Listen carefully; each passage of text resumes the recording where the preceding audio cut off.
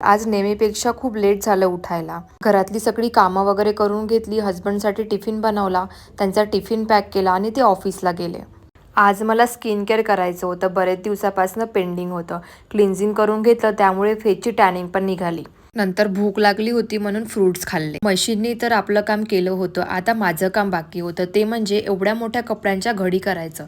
मला तर कळतच नव्हतं कुठून चालू करू म्हणून. त्यानंतर मी सगळ्या कपड्यांच्या घड्या केल्या.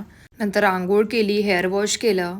तुम्हाला मी माझ्या लास्ट ब्लॉगमध्ये सांगितलं होतं की मी एक ड्रेस खरेदी करायला गेले होते, तोच आहे हा ड्रेस. नंतर नारळ पाणी वगैरे पिलं आणि रेडी झाले.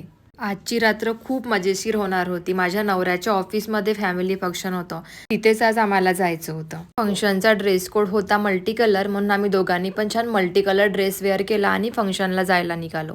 तुम्हाला पुण्याचं ट्रॅफिक तर माहीतच असेल. आम्ही घरून निघालो 6ला आणि आम्हाला तिथे पोचता पोचताच 8 वाजले. खूप लेट झालं होतं. फॅमिली फंक्शनमध्ये गेल्यावर आम्ही सगळ्यांना भेटलो, गप्पा मारल्या, खूप एन्जॉय केला. छोट्या मुलांसाठी ठेवलेले कार्टून खूप मजेदार होते. त्यांच्यासोबत फोटो काढले, नंतर जेवण वगैरे करून घेतलं आणि घरी आलो. आणि हो, असेच माझे डेली ब्लॉग बघण्यासाठी मला नक्की फॉलो करा. असा होता माझा आजचा दिवस. भेटूया नेक्स्ट ब्लॉगमध्ये. Okay, bye, good night.